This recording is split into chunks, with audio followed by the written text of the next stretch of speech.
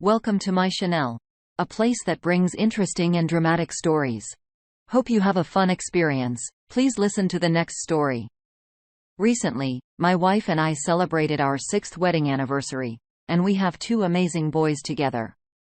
These wonderful kids are from my wife's previous relationship, and over time, we formed a strong bond as a family. Our weekends are full of happiness as we do fun things with boys, like going to the movies and having dinners as a group. Being their stepfather brings me so much joy, and we always manage to have a great time together as a loving and unified family. About a year ago, our relationship hit a tough spot when my wife went out for a night with her friends. When she came back, I could tell that something was wrong. Worried, I asked her what was bothering her, but she said it was just tiredness from the night out. Even though I had a feeling there was more to it, I respected her space and didn't push further. Believing her explanation about being tired, I chose not to bring it up again. However, in the following days, I noticed that she was spending a lot of time on her phone, more than usual. Even during dinner, I asked her gently why she was texting so much. She told me she was chatting with her girlfriends about their recent night out and planning another one. While her answer seemed innocent, I couldn't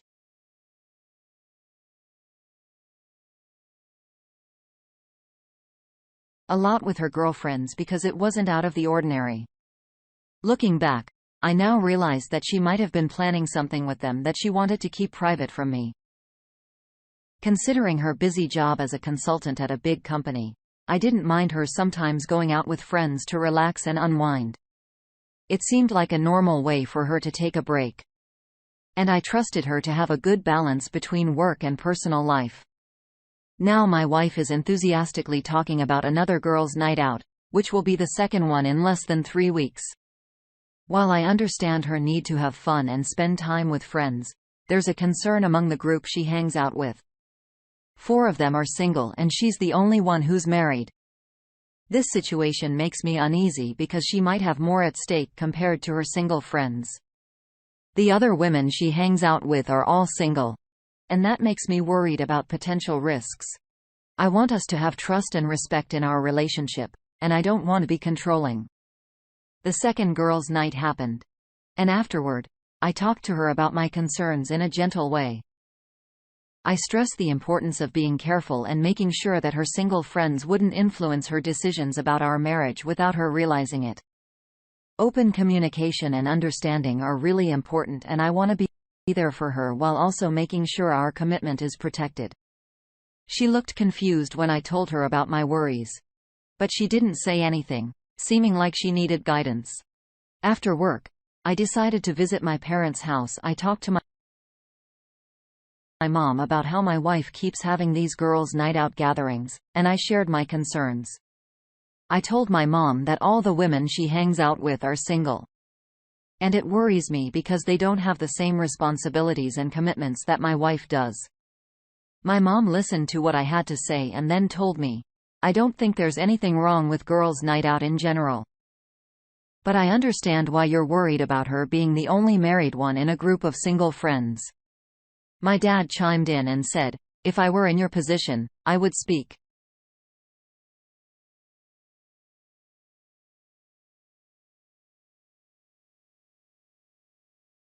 While also respecting her need to have fun with her friends.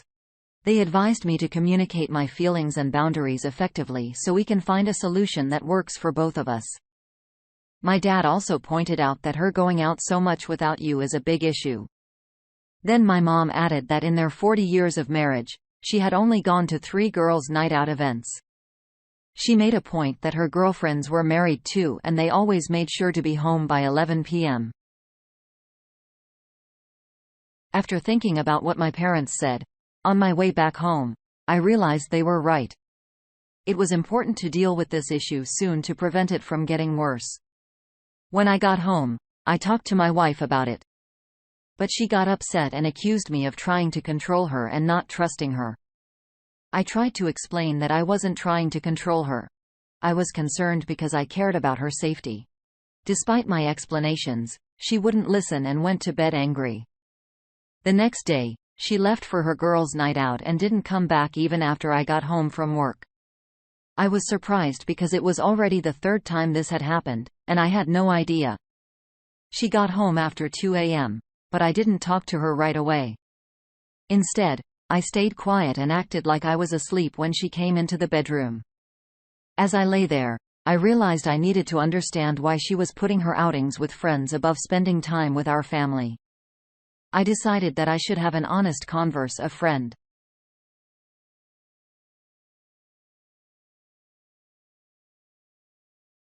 of mine and asked if he still had the contact information for the private investigator he had hired before for his company. This was so I could give some background context. My friend had hired the investigator because one of his employees tried to get workman's compensation after an accident at work. The employee said he was too injured to come to work, which made my friend act quickly and get a private investigator. However, it turned out the employee was lying about his injuries. The investigator found out that during the time he was supposed to be recovering, the employee was playing golf and doing flag football. With this proof, the employee had to take back his compensation claim. After getting the investigator's contact details from my friend, I checked if everything was okay. I wasn't sure, so I told my friend about my concerns regarding my wife's recent actions. She had been going to these girls' night-out parties a lot, and I was worried she might be involved in things she shouldn't be. My friend asked why I was suspicious of her loyalty. I explained that I had 3 instances where she went out and came back after midnight smelling like alcohol. Also, when I talked to her about it, she got angry and defensive, which made me even more worried. In reply, my friend said, "Well, it looks like you have good reasons to worry." After that talk, I did something and called the private investigator. We set up a meeting for after work. During our talk, the investigator asked about my needs. I told him to watch my wife when she goes out with her friends to see what she's doing. When I met the investigator, he told me his fee was $100 per hour. I didn't care about the cost. I was focused on finding out what my wife was doing. I gave the investigator her picture and info about her car, job, and hours. He said he'd start watching her the next day. For those 3 days, I waited nervously for his call, curious about my wife's actions. Finally, he got in touch and we set up a meeting after my work. He showed me some videos he had taken to reveal what he found. The video showed my wife leaving work in different clothes than she wore in the morning. It was clear she changed at work. The investigator followed her and saw her go to a bar. Inside, she joined a group of women who were her friends. They spent about 2 hours at the bar and then left together. The investigator kept following them to a nearby house, which was around 15 minutes away from the bar. When they reached the house, a man answered the door. My wife and her friends, all dressed in black, went inside with him. The private investigator said that wearing black helps him stay hidden during nighttime surveillance. He went to a window, keeping a little distance, and looked inside. He saw something that confirmed my fears. The girls were dancing closely with some guys, and sadly, my wife was among them. She was in a corner with a man who was acting inappropriately. He was touching her and they were sharing a passionate kiss. After seeing this upsetting proof, the private investigator turned to me and said, "I think you now have enough evidence to take the necessary steps." He gave me a flash drive with the videos and mentioned that he would keep a copy just in case. After our meeting, I went back home feeling overwhelmed with emotions. Tears were streaming down my face. It was really hard to accept that my wife, whom I'd been married to for 9 years, had been unfaithful and was still doing it. I was torn about whether to show her the videos and confront her directly. For now, I decided not to show them to her. The next day, I woke up early and left for work without saying anything to my wife. While I was on my way to work, she texted me asking why I hadn't talked to her before leaving even though she messaged me. I didn't answer right.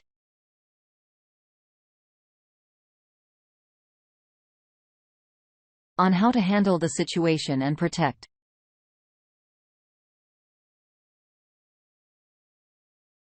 because I knew I couldn't keep living in the same house as my wife.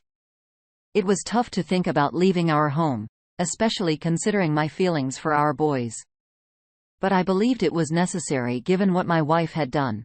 I felt extremely devastated, as if my whole world had turned chaotic. I didn't know how to fix things anymore. Divorce seemed like the only real option. Trying to fix our broken marriage seemed pointless. It was clear that she wanted the freedom of being single, and I decided to let her have it. However, I had to approach this situation smartly, making sure our boys wouldn't be alone while their mother went out with her friends. Being in Massachusetts, I knew that divorce in this state was a no-fault process, which should make the legal side relatively straightforward. However, that night when I got home, my wife and boys were already there. When I walked in, my wife said hi and asked how my day was. And the boys happily greeted me with "Hey Dad." It was a really emotional moment, and I tried to hold back tears to stay composed. As the evening went on, everyone started getting ready for bed. After putting the boys to sleep, my wife came downstairs and invited me to watch a movie together. I said no, explaining that I wasn't in the mood. She understood and said, "All right. I'm heading to bed." Later, when she was asleep, I used that time to pack my things and prepare to leave. I waited until she was sleeping deeply before quietly leaving the house. Since I didn't have any other place to go, I went to my parents' house, even though it was really late. My dad was genuinely worried about how I was doing and asked if I was all right. I wanted to be honest with him. So I sat down with him at the dining table feeling really heavy-hearted. I showed my dad the videos that the private investigator had collected revealing the evidence. He couldn't believe what he was seeing, and his disbelief echoed the pain and shock I had been going through. My mom joined us downstairs, and I decided to show her the evidence too. The revelation left both of my parents without words, unable to grasp the sense of betrayal. I gathered the courage to let them know that I had decided to leave and start the process of getting a divorce. While they seemed sad, they didn't try to talk me out of it. After all, my choice was clear because of my wife's unfaithfulness, and I had reached it to point where there was no going back.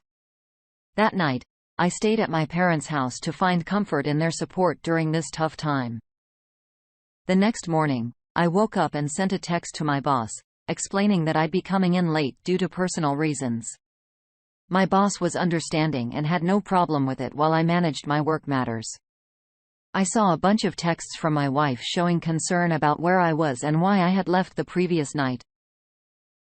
Despite all the messages, I didn't reply to any of them. I was still dealing with my emotions and needed space to process everything that had happened. Taking strong action, I looked for a divorce lawyer and started the legal process based on the fact that she had cheated. At the same time, I made the tough choice to move out of the house when I knew she wouldn't be there. I came back later to leave her a note. In the note, I explained that I had started the divorce process and gave her the necessary info.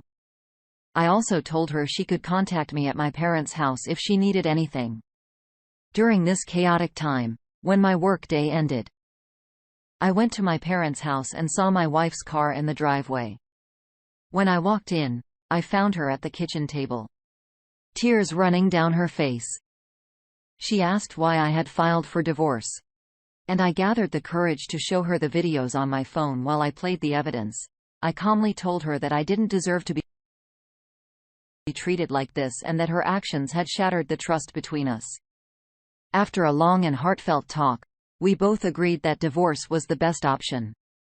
I told her I didn't want to keep the house since it was a rental property, so I suggested she could have it since she could handle the rent alone. The divorce process went smoothly, and the judge gave me 30 days to get my things from the house.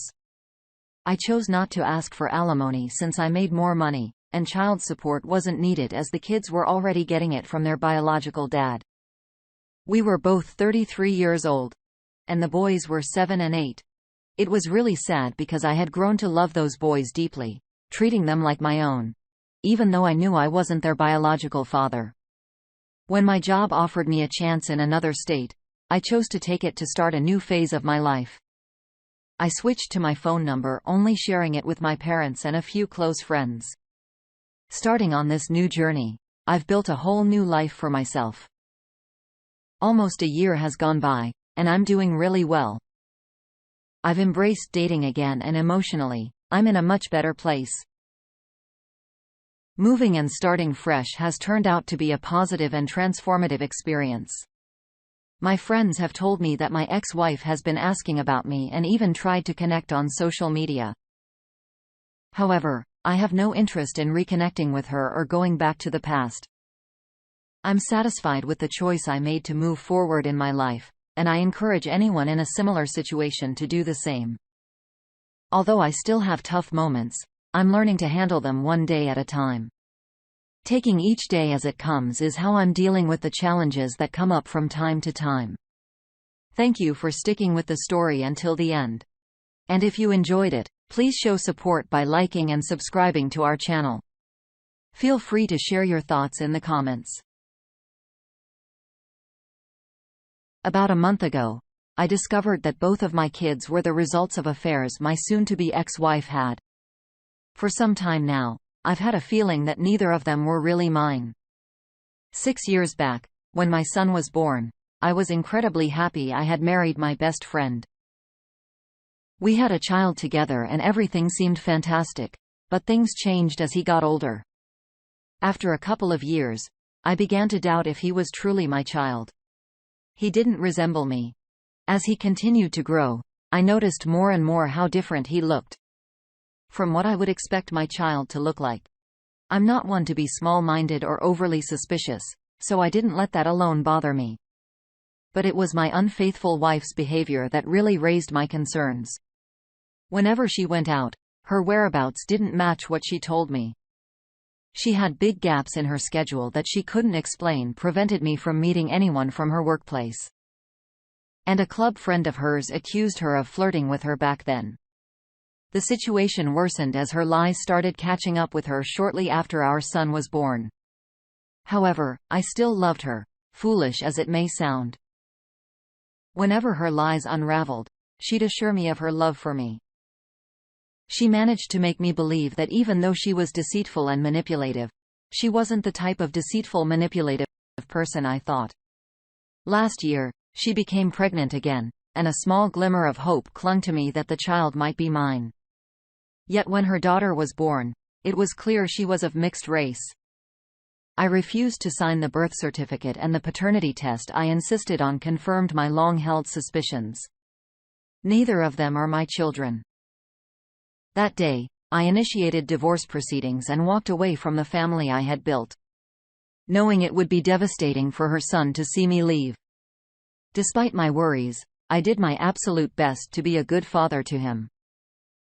I cherished him deeply and gave my all to be the dad he deserved. But now when I see him, a sense of revulsion fills me. I'm repulsed by my unfaithful wife, disgusted with myself for not trusting my gut feeling, and sickened by the idea that the past 6 years of my life were in vain. I've been labeled a monster by several people for leaving my son like this. Since I moved out, my ex has attempted multiple times to manipulate me into returning. She has him call me at odd hours of the night, sobbing, and pleading for his daddy to come back. On the day I left, she paraded him into the room while I was packing, trying to show me the harm I'm causing. Whenever he's mentioned in conversations, whether online or offline, I'm subjected to criticism and humiliation. Even though I'm not the biological father of the boy, I am still his dad. Unfortunately, what I've come to realize now is that most people don't care about my own emotions. My parents are the only ones supporting me through all of this, as my own siblings criticize me for leaving a child behind, labeling me as a terrible person. My feelings of hurt and betrayal hold no value. All because there's a child involved. I understand it's not his fault. I know that the man he considered his father his whole life just walked away, but why am I expected to toughen up? Why must I pretend that everything is okay and hide my resentment for this whole situation? Why should I ignore my own life and feelings? I never truly was the boy's father, even though I loved him as one and still do. But if I had to continue playing that role, I would eventually come to despise him and resent him. I'd hate myself for not standing up and taking control of my own life again. He isn't my child. And even though it's not his fault, he's no longer my responsibility. Update. Well, this post really took off. Looks like sharing my personal problems achieves something. Anyhow, I've noticed a few common questions, so I'll just address them here. Her son knows the truth about why I left. I sat down with him and explained that I'm not his father, and that his mother deceived and cheated on me. I made sure he understood that I'm not angry at him, that none of this is his fault, and that I'll still think he's an incredible kid. Some people are suggesting that I never cared for him or was always seeking a way to escape. It's tough to convey feelings in a text post like this. And it's even harder to let intense anger towards your unfaithful wife distort the past 6 years of your life. However, you're free to believe whatever you want. I have a lawyer and I won't be required to pay child support or alimony. Finally, for those who think I should remain a father figure in her son's life, that's not realistically feasible. I don't hold any hatred towards him.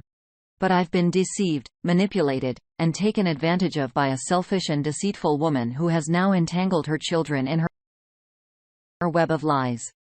He's an innocent victim of her actions, yet it can't alter the tough reality we're facing.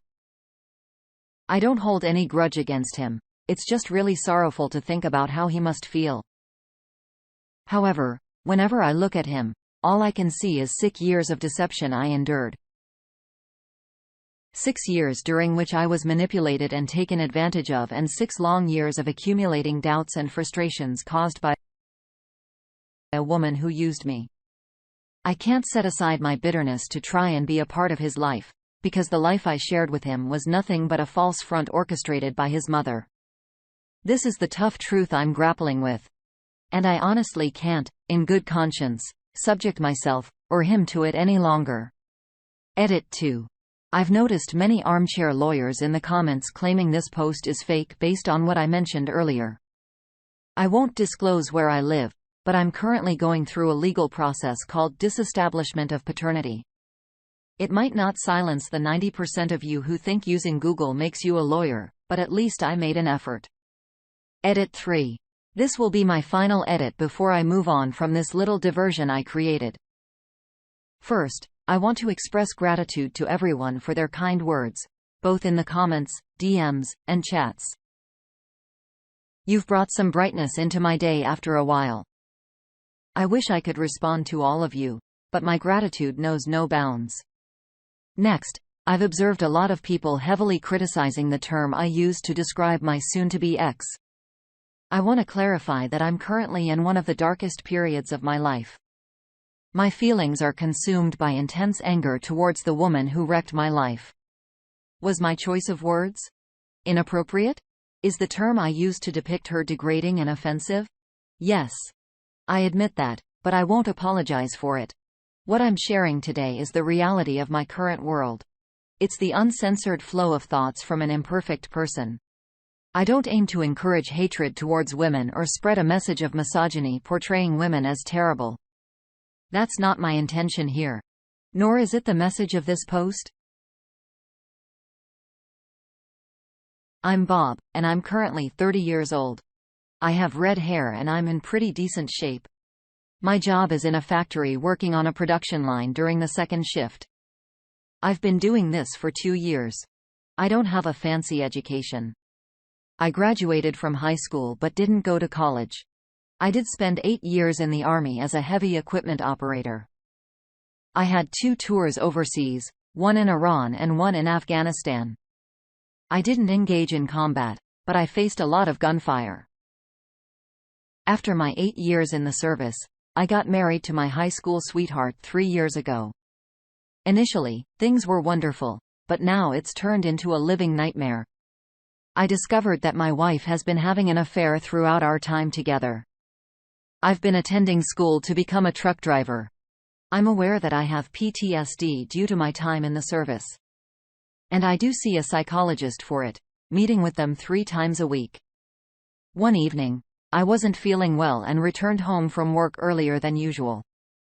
As I was about to unlock my apartment door, I overheard Rhonda laughing and chatting with some guy. They were making fun of me, saying hurtful things. My immediate impulse was to burst in and confront them aggressively. But I remembered a valuable lesson from my military days: never act in haste, especially when angry. I had to walk away and find a way to calm down. I was juggling night shifts at work, attending school during the day, and meeting my psychologist 3 times a week.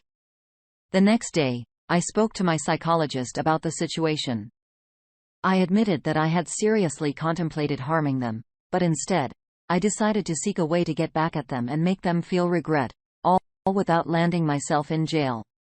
He wanted me to see him every day, but I explained that I couldn't because of school and that because of him, I hadn't dealt with them.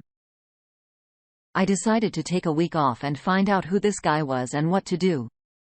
I bought 3 small spy cameras online that could record video and sound activating when there was noise.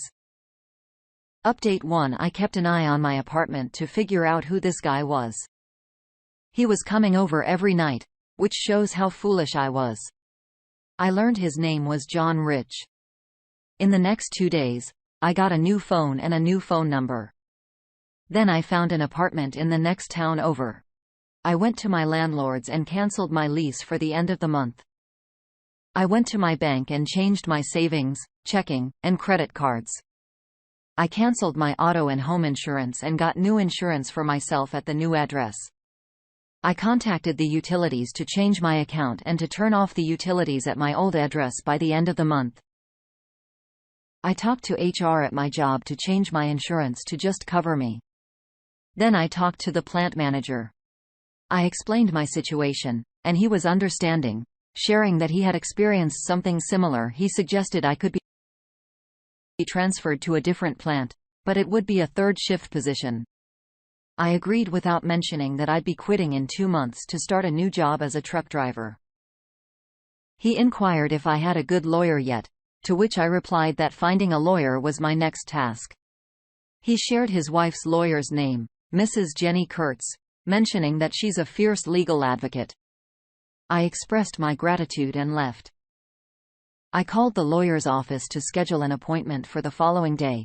Later, I went to my friend Pete's house, asked for help with moving, enjoyed a beer, and he said he could arrange a truck and friends to assist.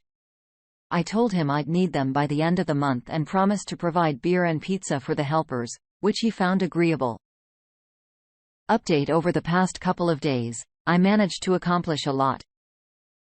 Upon returning home, I found Rhonda asleep as usual. I obtained videos of Rhonda and John engaging in intimate activities in my bed, along with conversations where they insulted me. I noticed that John used my personal care products like shower gel, shampoo, mouthwash, and shaving cream. He even went so far as to put my toothbrush in the toilet, which Rhonda found amusing. I was furious and resolved to get back at them. The following afternoon, I informed Rhonda that I had some errands to run. I needed to keep my distance as being around her made me want to physically harm her. I had to act convincingly. I discovered where the jerk John worked. He's a used car salesman. I bought all new personal care items: shower gel, shampoo, mouthwash, toothbrush, and toothpaste. I also purchased a small gym bag to keep these things in. While in the shower, I urinated on my old items as payback. Revenge is satisfying. While observing John, I discovered he had multiple girlfriends. I trailed him and documented his interactions with various women, capturing photos of them kissing and hugging. The convenience of today's smartphones with their cameras. I have 2 more weeks to organize everything. Update: I visited the lawyer's office and explained the situation to her. I also gave her a flash drive containing the videos I had of Rhonda and John. Jenny watched some of the footage, feeling disgusted by John's actions with my toothbrush and how they both laughed about it. I informed her that I discovered he was also dating other married women. I had video evidence of him with them. I contacted the husbands of these women and arranged a meeting at a restaurant in 5 days. Without disclosing the purpose, I mentioned to Jenny that I might have more clients for her. After leaving the lawyer's office, I resumed tracking John. I learned that he was renting a motel room for his affairs. I bought 2 more spy cameras, disguised myself as a repairman, and persuaded the chambermaid, Kelly, to let me into the room by offering her $500. I explained my intention to her, and she revealed that she had been through a divorce due to her husband's infidelity. Wishing someone had helped her, like I was helping the other husbands, I informed her that I'd need to return to remove the camera in a few days, and she agreed without hesitation. I positioned one camera inside aimed at the bed and arranged another outside the window to ensure the videos would be admissible in court. I discovered that one of the women John was involved with was his boss's wife. I made copies of all the videos on flash drives. I visited the doctor to undergo STD testing, and the results were negative. 5 days later, on Monday at the restaurant, all the husbands arrived without knowing the purpose of the meeting. My lawyer, Jenny, introduced herself and me. I provided each husband with a flash drive containing videos of their wives engaging in intimate activities with John, along with information about John himself. I informed them that I would be having my wife and John served on the upcoming Friday, which was the 30th. I also mentioned that Saturday marked the end of the month. I shared details of my preparations for divorce, so they could consider similar actions. My lawyer, Jenny, inquired about my well-being and expressed gratitude for the new clients. All 5 of the other husbands also decided to have Jenny as their lawyer. Jenny asked what I had been doing regarding John and my toothbrush. I asked if she was genuinely interested in knowing. She confirmed, so I proceeded to share. I informed her that I had been mating in the shower gel and shampoo. As for the toothpaste, she preferred not to hear about it and just chuckled. I provided her with new flash drives to assist with the other cases. I got in touch with Kelly, the chambermaid, to arrange the removal of the cameras. I also invited her to go out to dinner on Saturday, to which she agreed. I contacted Pete to confirm our plans for Friday afternoon, and he assured me there wouldn't be any issues. I've been avoiding Rhonda lately. We haven't been intimate since I discovered her infidelity. It seems she hasn't even noticed it. I surprised her by arranging an all-day spa appointment for Friday as an apology. And she was genuinely pleasing. She informed John that she'd be occupied on Friday. His reaction wasn't mentioned happy. Update. I requested an additional day off for Friday. On that Friday morning, Rhonda seemed excited as she left for her appointment. I phoned Pete and he arrived with some friends and a truck. Together, we got to work cleaning out my belongings. We managed to pack up all my stuff within 2 hours. When they went into the bathroom to retrieve some items, I cautioned them not to touch a certain area. Around this time, legal papers were served to Rhonda at the spa, and John was served at his now former job. All the wives were served with legal notices simultaneously. John was found in a beaten-up condition at his motel. Rhonda was furious when she returned home and realized I had disappeared. And she also learned about John's infidelity. She had to move back in with her parents. Just as her lawyer believed he had located me at work, I had already begun my new job as a long-haul truck driver. My lawyer, Jenny, had the authority to manage my divorce proceedings on my behalf. Rhonda initially fought against the divorce, but eventually gave up. 6 months later, I achieved my freedom. John now walks with a permanent limp and has lost his virility. For a period, it appeared that something new was breaking on him almost every other month, as if I could actually feel sorry for him. Yeah, right. It seems that all the cheating wives ended up getting divorced. One person brought about this outcome for everyone. Update. 5 years after our divorce, I was sitting in a restaurant when someone tapped me on the shoulder. It turned out to be Rhonda, but she appeared to have aged significantly. She inquired if she could join me for a brief conversation, and I gestured to the chair inviting her to sit down. Rhonda's eyes welled up with tears as she apologized sincerely for the pain she had caused me. I was truly surprised by her words. I assured her that she had married me because she wanted to escape from her parents. I asked if she'd like to have a meal with me and she agreed. I called the waitress over and Rhonda placed her order. For the next 2 hours, we sat and talked. She informed me that she had gone back to school and become a nurse. In turn, I told her that I was still working as a long-haul truck driver, traveling across the country.